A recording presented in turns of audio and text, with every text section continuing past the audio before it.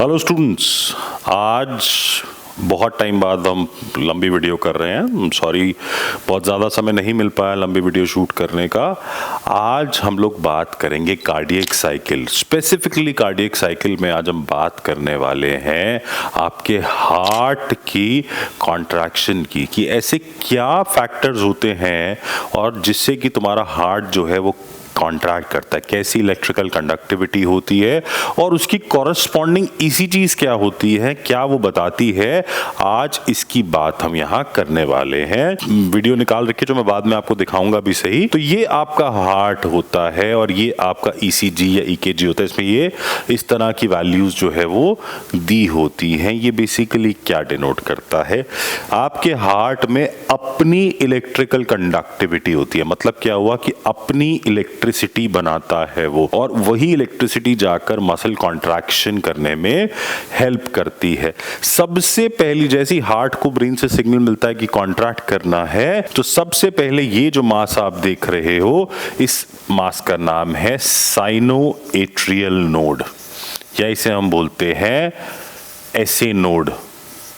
यही वो पॉइंट होता है जो बेसिकली सबसे पहले यहां पर इलेक्ट्रिसिटी बनाता है, और जहां से इलेक्ट्रिसिटी पूरे आपके एट्रियम में, इस पूरे एरिया में फैलती है। दोनों आपके हार्ट के क्या हो जाते हैं, एट्रियम हो जाते हैं। ठीक है, उसके बाद यहां ब्लड फिल्ड होता है। जैसे ही यहां पर साइनोएट्रियल नोड इलेक्ट्रिकल कंडक्टिविटी देता है, ये दोनों एट्रियम जो है वो कॉन्ट्रैक्ट करते हैं। अब वहां से जो इलेक्ट्रिकल कंडक्टिविटी है उसके बाद जो आती है वो आती है इस एरिया में, ठीक है, जिसको हम बोलते हैं एट्रियोवीनस नोड या एवी नोड बोल सकते हैं इसको। तो ये जो साइनोएट्रियल वाला पॉइंट था ये होता है पी, इसको डिनोट करते हैं हम किससे, पी से। जो आपका ईसीजी होता है उसमें पी का पॉइंट होता है। और जब ये एवी नोड की बात आती है तो ये पी और क्यू के बीच का जो पॉइंट होता है ये होता है कि जो इलेक्ट्रिकल कंडक्टिविटी है वो ऐसे नोड से यहां तक आ गई। अब एवी नोड जब कॉन्ट्रैक्ट होता है तो यहां से इलेक्ट्रिकल कंडक्टिविटी जब यहां से निकलती है तो फिर वो नीचे जाती है। यहां से आप देखो दो डिविजन्स है, इनको बोलते हैं बंडल ऑफ हिज। क्या बोलते हैं इसे, बंडल ऑफ हिज फाइबर्स, जो बेसिकली क्या कर रहे हैं,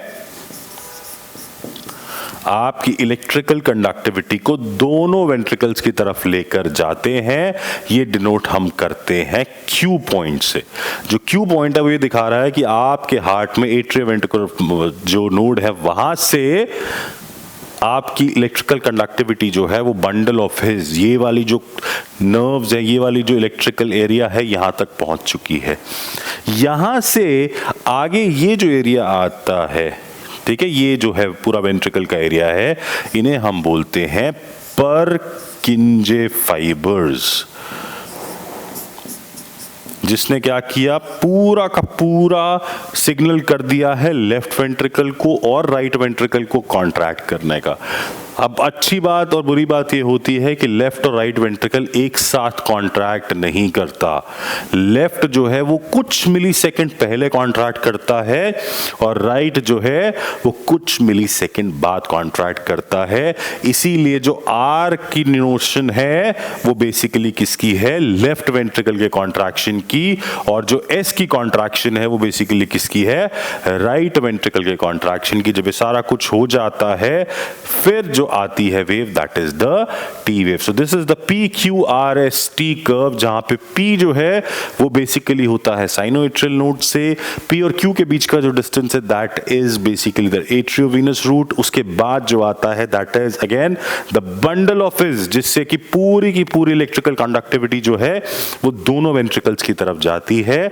उसके बाद लेफ्ट वेंट्रिकल जो है वो कुछ मिलीसेकंड पहले कॉन्ट्रैक्ट करता है, राइट वेंट्रिकल जो है उसके बाद कॉन्ट्रैक्ट करता है, विच इज द QRS। और उसके बाद जब ये पूरी कंडक्टिविटी खत्म हो जाती है तो that is denoted by the T wave.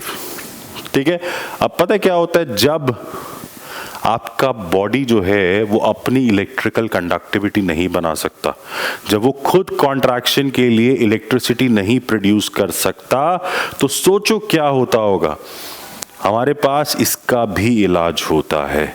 इसको मैं कंटिन्यूएशन वीडियो में बनाऊंगा। इसका हिंट मैंने अपने इंस्टाग्राम चैनल पर दिया है। क्लासिक फिटनेस या चिराग सेठी CFA पर जाओगे आप, वहां पर एक छोटा सा वीडियो डाल के मैंने इसके बारे में बात की। अगर आपको पता है कि आपका हार्ट अगर कंडक्टिविटी ठीक नहीं कर रहा, इलेक्ट्रिकल कंडक्टिविटी ठीक नहीं है, तो कौन सा डिवाइस लगता है आपके हार्ट में, तो नीचे कमेंट करके जरूर बताना। और अगर नहीं पता तो जल्दी से इंस्टाग्राम पे जाकर देखो वो वीडियो और नीचे फिर कमेंट करना कि ऐसा कौन सा डिवाइस होता है।